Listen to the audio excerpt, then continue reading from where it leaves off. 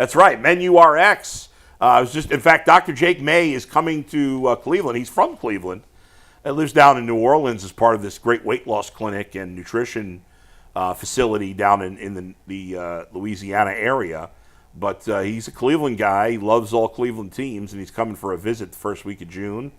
And he and I will be getting together next week to talk about things. And Dr. Jake and the rest of the team at Menu RX, they work with you as an individual. In fact, Jake's going to be doing some testing, some metabolic testing on me next week.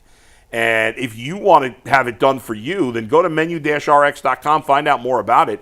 They do metabolic testing on you to find out what foods work. No diet works. A diet can work well for me and not well for Dustin, and vice versa. Everybody's body is different. People react differently to different foods. And so all these other diet programs that have the same program for everybody, it makes no sense because nobody's body works that way. And if you're not looking to lose weight, but you want to get in better shape, or you want to know if you're eating right, you want to tighten up your body, whatever, there's all different ways they can help. One-on-one counseling, one-on-one conversation. And right now, if you sign up at MenuRx.com, you'll get a free year-long subscription to the Ultimate Cleveland Sports Show to see our overtime segments. That's a $60 value, absolutely free. Go to menu-rx.com. That's menu-rx.com. All right. So the quarterback depth chart, guys. Is that what we're hitting on now? Yeah. Okay, that's what I thought. So according to Mary Kay Cabot, do we have the list there? I will take a second to pull it up here, but we have it. It is so Kenny Pickett, Gabriel, Sanders, Flacco, and then Sanders at fourth. Mike, so do with that information what you will. Do you care about the quarterback depth chart right now? It's not a depth chart. What is it? It is how the reps are going to be divvied up right now. Now, so there's no depth chart right now. Okay, that makes sense. So does Mary to answer the question? Does Mary Kay? I don't know. Does she know this for sure? Or is she speculating? I believe it's speculation. Okay. But yeah, I believe it's speculation based on information. Yeah, she's well connected. Okay, so what do we make of it? Is this what do we think? Nothing, something? Does it matter? It is May 28th at 11:22 a.m. That's correct. It is completely irrelevant what the perceived depth chart is, the practice hierarchy of we are so far away from meaningful football in terms of actually evaluating these guys and what one player does versus one player doesn't do. That none of this matters today. But I did have a little conspiracy theory I want to throw you guys. Yeah. I personally do not believe Kenny Pickett is an NFL starting quarterback. I've seen enough in Pittsburgh. Maybe my mind will be changed if Kevin Stefanski can wring something out of him that we didn't see in Pittsburgh. But I am not under the belief that Kenny Pickett is at that level to play play for the Browns or for any team right now at that position. But through every preseason depth chart, whatever we've heard from Kevin Stefanski, from Mary Kay, it's Pickett is the number one guy than everyone else below. Is there any chance the Browns are trying to just prop up his trade value and put him in a position to where other people may think he's better and he's in a position where, hey, Kenny Pickett's number one on the Browns depth chart, so when trade discussions come along, a quarterback gets hurt, New Orleans may need a guy later because they lost Derek Carr. No, I don't think. Sorry to cut you off. I don't think so. I don't think it's for trade value. I think that they're genuinely trying to find a quarterback, and Kenny Pickett has some value and some upside, I should say, probably more so than value, that he could still be a starting quarterback in this league. I'm kind of with you that I probably don't think that he's the answer for the Browns at quarterback, but he was a first-round pick. I watched him play a lot of great college football at Pittsburgh. He's a talented kid. He's a very athletic kid. I think he's got a chance. You put him with, everyone hypes up Stefanski as the quarterback whisperer. Well, he's got a talented kid here, so let's see if he can help him turn it around. They got two rookies. They got a veteran. They know what Flacco can do. That's right. Flacco, there's nothing Flacco's going to do in these OTAs or mini camps or even training camp that's going to prove to the Browns that we know he can play. We know he's limited with what he can do. We know he probably won't make it through the entire season. But Flacco is kind of that emergency. Like, he can play quarterback for this team no matter what and keep the ship afloat. Pickett could be the answer. Gabriel could be the answer. Sanders could be. Those guys are going to compete their asses off to see if the Browns have to go back to the draft next year. Most likely they will, and draft a quarterback in the first round. That's why they did the Travis Hunter deal. They've told us that they're not really trying to win this year. Yeah, but it is still, on some level, mixed signals because if you're not trying to win this year, then you would just go with the rookies right But away. they don't You might know as what well. those rookies can do. Yeah. And listen, they're a third-round pick and a fifth-round pick. It's very unlikely that these guys will be ready to go early in the season. Maybe at some point. And the other thing is, if you really truly thought that Gabriel or Sanders, by the way, was the answer, you wouldn't take 2 rookie quarterbacks. You're throwing darts. You're trying to have as many swings of the axe at trying to find the answer at quarterback, because if you were, you wouldn't have the 2 guys splitting reps. So one if you wanted Gabriel, let's say you thought this guy was going to be the answer. Yeah. You're not splitting reps with another rookie. No, you wanted to get as many reps as possible to see what this kid can do. Instead, you're saying, well, let's just let these guys kind of divvy up the reps, boom, boom, boom, and find out what they can do. And that's what they're telling us they're going to do. All right. So in response to first your thing, your conspiracy theory is nuts. I told you it's conspiracy. Yeah, nobody's giving up anything of value for Kenny Pickett. I think most of the league looks at Kenny Pickett as like, yeah, we could start him if we need to, but he's not a, again, he hasn't played enough that we know with 100% certainty how good he is. Right. But I think the general consensus is probably the best case scenario with him is he's Long-term a backup. serviceable starting quarterback, like number 20 in the league or something, and ultimately that's not going to get it done. No team wants to be in a situation where you have between the 20th and 35th best quarterback in the league. That puts you in a bad spot. So I don't think what he does in OTAs or even in preseason is not going to change anybody's mind on what his trade value is. No. They're not. Joe Flacco's not getting first reps because of exactly what Dustin said. Everybody knows what Joe Flacco can do. Well, and here's the thing, Adam. Yeah. Why would they trade Pickett if he played well? Right. They need a quarterback. Yeah, that's so true. So if his value got high, the Browns would be like, well, we need a quarterback. Why would you trade him? I just said it's conspiracy. I didn't say I totally bought it. I was just throwing it out there as a. But playing well in the preseason and training camp doesn't mean you're going to be good in the regular season. We've seen DTR play decently in the preseason 2 years in a row, and look how terrible he was when he gets on the field. So the order doesn't really mean anything now. Flacco's off to the side because you know what you got with him as long as his arm's still good, which I'm sure it is. Otherwise, he wouldn't be here. And then you look at the other 3 guys, and you're going to give Pickett the reps first because he has experience in the league and the other 2 don't. And it's that simple.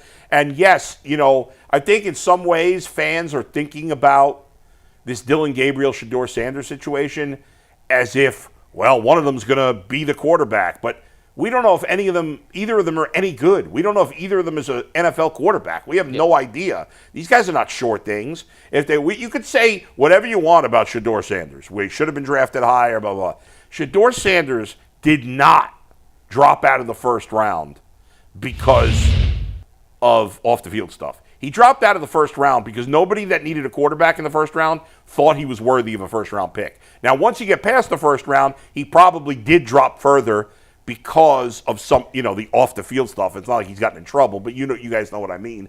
He's got a lot of baggage. Right, and that's why he dropped further. But that would have all been ignored if teams thought he was a first-round quarterback. Yeah, 100%. So he's not a first-round quarterback, or at least he's not perceived as.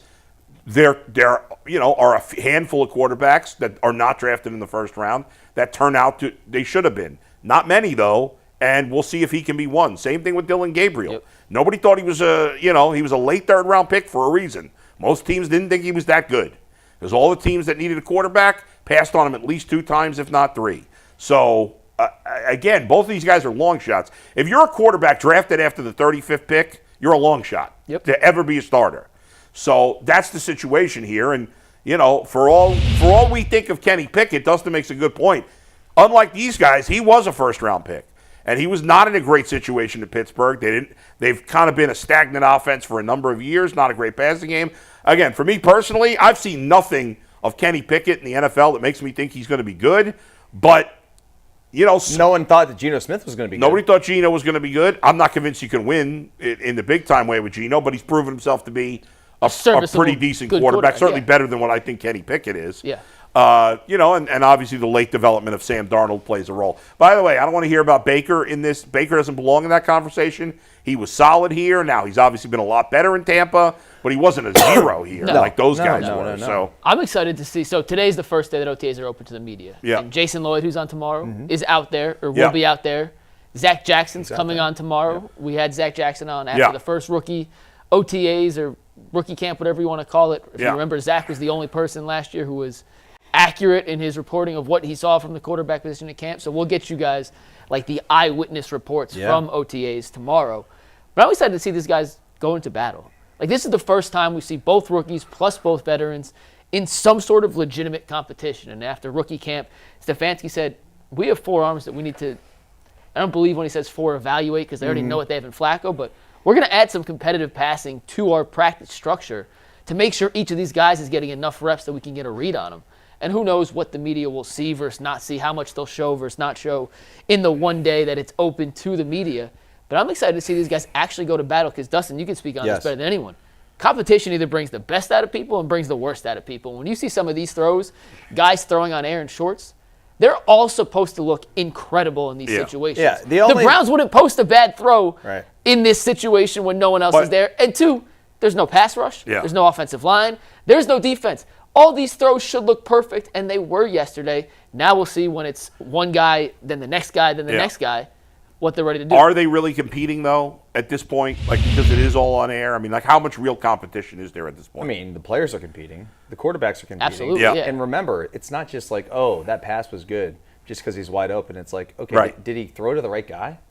Did you take what we just taught you in the classroom to the practice field and you executed it? So you're more, frankly, you learn a lot about how quickly these guys, especially the quarterbacks, how quickly they can take something. The coaches will install it. They'll tell you what we're going to do. They'll take a look at the script. They go out there to the practice field, and if they execute it, that tells them that they may have something in the player, especially upstairs. Like, the mental approach to this game for rookies and young players is, at that position, so much more difficult. The learning curve is so steep.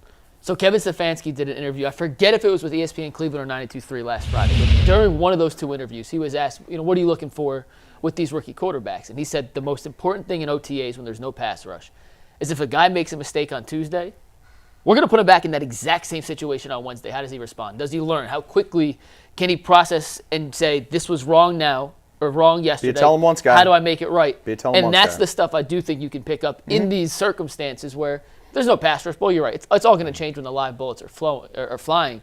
But that's the kind of stuff you can pick up from these rookies, from these younger guys, from a Kenny Pickett. I don't know if Joe Flacco necessarily falls into that camp with 20 years of experience in the NFL, but can Pickett make a mistake on Tuesday, figure out what was wrong, diagnose it, and fix it for Wednesday? I do think there are some tangible improvements you can see from these guys. I agree. When you talk about the quarterbacks learning and how much work that is at this time of the year, are these guys overwhelmed, you think? I mean, can it be overwhelming? Yeah, absolutely. At this point? I remember my rookie minicamp, which was like pretty fast. They threw a lot at you in a couple of days. And then when the veterans showed up for the mandatory stuff, oh my God. Yeah. It was the fastest football I'd ever seen. And remember, I mean, there's no pads. There's no pass rush. But, I mean, it was like stepping into traffic on I-10. Did you think it was? You're like, oh my God. I mean, it was unbelievable. I mean, they put me out there with the ones the first day. They put me at free safety. I'm out there with Darren Sharper on one side, and I look across, and it's like Dante Culpepper's the quarterback, and I'm looking outside, and I'm seeing these receivers who I watched play in college and in the pros when I was a kid, and I'm like, holy shit. Yeah, right. And I felt like I had cement shoes on because it was moving so fast. So it creates a level of anxiety for a young player. Absolutely. No matter what. No player has seen the speed like this. Right. No matter regardless what. of what no level matter of college football you played. Big Ten, SEC, it doesn't matter. Nothing like this. Yeah, because there may be a handful of guys that you played with and against that have that speed, but in the NFL, everybody does. Yeah, and there's 10 more things to think about. Right. Did you, going into it, before you had that moment when you're on the field, and you're like, oh my God, and all the stress hits you, was there a lot of anxiety leading up to that? Did you think it was going to be that stressful? I mean, honestly, I was more concerned about like my physicality and like would I be big enough and all those things. And I was fast enough, quick enough. I mean, that was fine. I just thought that when I had to start thinking about what we're installing, and then I have like 19 checks before the ball's even snapped, and then I have to remember who I'm looking at, who's number one, and what if he disappears and he becomes number one, and I got to is he looking my like? There's a million things. It's slow. When you're thinking, it makes you like everything moves so much faster too. So it's challenging, and these guys, it's good. It's a good thing, and if the players are swimming right now, they all are. Yeah, it's going to be interesting to see. I'll really look forward to talking to Zach Jackson because I feel like in just terms talked to of, him on the way in today. I mean, he's. What do you have to say so far? I mean, he's excited about the team. He says Shedeur, it looks like he throws the ball like an NFL quarterback. Yeah. But these guys all have a long way to go. Yeah. Gabriel's very small. Yeah. So that's obviously why he wasn't drafted that high. I mean, it's not. We're all excited about what's going to happen at the quarterback position because that's the battle. It hasn't been that for a while now with the Browns because they've had Deshaun and they had Baker. But prior to that, I mean, this is like the Super Bowl season for the Browns because it's all about the draft, it's about the offseason, it's about the hope of the upcoming year. Absolutely, it's been how many years? 8 years since we've had a real quarterback competition. Crazy. Zach is not like someone who gets overly excited about things. As you know better than anybody, so like no, he doesn't think the team's going to be good this year, right? No, but the fact that he's like kind of excited and he's got his eye, he thought it was noticeable that Shedeur was better. Yep. That's caught my attention because, as Mike said, like everybody else was talking about Deshaun Watson playing well last year, and Zach kept saying he looks like crap. He was right. Honestly, obviously. I mean, Zach's a friend of mine. Yeah, and has been for a long time, but no one speaks the truth like him about the team. Yeah, he just knows football, and he knows the game. The guy watches a zillion college football games. Yeah. High school games, college games, like the guy just knows ball. Right. Period. Yeah, no doubt about it. So that'll be big tomorrow having him on. Before we move on real quick. Yeah. I have crapped on the Browns social media team a lot. Yeah. I thought they put out maybe the best piece of content, and this is actually being serious. I missed it. As opposed to their schedule release, which was worst. Terrible. And we put up the Judkins video. Clip. Let's talk about Judkins. That's our next topic. No. Well, it was all weaved in with this. But if you guys didn't see it, they this is the best piece of content they have ever put out, and it's a very low bar. But when you come to training camp videos, the movement with the player like that, as opposed to just the stagnant. Let's take a wide shot on a phone and let it go. The gimbal it's called. They don't. I like that. Really cool. I just wanted to. I don't know if we were moving on, but just wanted to give him a shout out for actually doing something other than the absolute bare minimum. There's your starting running back. He looks like a starting running back. He's gonna be. Yeah, it's a great shot. We're all gonna miss Nick Chubb, but it is exciting when there's a new running back in the mix. Fresh legs, young man. guy. Fresh legs. New weapons. It doesn't have to be running back. Weapons. Well, but the thing is with the running back, like your quarterback if your quarterback stinks, it's hard for a wide receiver to make a huge impact as a rookie. I mean, we've seen it, and like a guy like Josh Gordon or whatever, Malik Neighbors, sure. But a running back, like your quarterback cannot be good, and you could still make a huge impact as a rookie. And running backs, more than any other position, hit the ground running. Like how often, like almost every great running back in at least modern NFL was great right away. As long as they had the opportunity their first year, were great right away. You don't see a lot of running backs who are like in year 7, like where did he come from? He's been in the league for 7 years. The only time it ever takes a running back some time is if they didn't get the opportunity right away. Like Derrick Henry, I remember his first year or two, he didn't carry the ball very much. It's a while now. Nick Chubb, even the first half or 6 games, didn't carry the ball. Once he got the opportunity, sensational. Once Henry got the opportunity, sensational. And rookies you see that with every guy. Can come in right away and basically be the best running back in football almost immediately. Like absolutely. Saquon Barkley did it as a rookie. Absolutely. We've seen that time and time again. At least carrying the ball because that's these guys, we're not like I don't want to minimize that they don't have it's like these guys can be a box of rocks. Eventually you have to learn how to pass and make checks and do all these things. But right away it's like just hand the ball off. This guy knows where to go on power. Yeah. I mean, no doubt. See the hole and go. You look at Quinshon Judkins, you look at Travion Henderson, you look at Ashton Genty. I'm expecting all those guys to have big seasons. Oh, yeah. But especially Genty and Judkins because they're going to get bell cow opportunities, if you will. Like, I'm expecting Judkins to touch the ball 15 times a game, which in the modern NFL is pretty good Quite amount. There's no excuse, I don't think, for him not to. I mean, Stefanski said he wants to go back to a more his style of offense, which is establishing the run. I don't love Jerome Ford. I like Dylan Sampson, but Judkins was the second-round pick, one of the first 5 picks in the second round for a reason. Some argued he was the second most talented back in the entire draft behind Ashton Genty. There's no reason. And it's not like they have a ton of pass receivers or pass catchers that are going to be demanding 7 to 10 targets a game. Like, why wouldn't Judkins get 10, 15 And if touches? the Browns have a good running game, that's going to take off pressure on, assuming they're playing one of their young quarterbacks, and if it's not Joe Flacco, because even Pickett's a young quarterback still. I mean, he hasn't played a lot. So a good running game is going to help a young quarterback. It's going to help any quarterback, but especially a young quarterback to take the pressure off him. Judkins has all the talent in the world. To me, if you're a running back and you get drafted high in the second round, you're essentially a first-round pick. Because running backs, except for a few guys, get pushed down the board. So, I don't know if I should say this. I guess I could say this. Nobody's going to, whatever. I won't even say the person's name. But I know somebody that was in the Cowboys draft room. I actually don't know the guy personally. I'm just in a fantasy league with him, and he shared this information. And he said that the Cowboys, for what it's worth, it's only one team. It's not as bad as much as you pick on the Cowboys. The Cowboys have actually been decent at drafting. They've actually drafted pretty well. They've done everything else poorly in a roster construction. Yeah, pretty much. Draft. But they've drafted pretty well. And this guy said that they had Judkins as a top 15 player in the draft.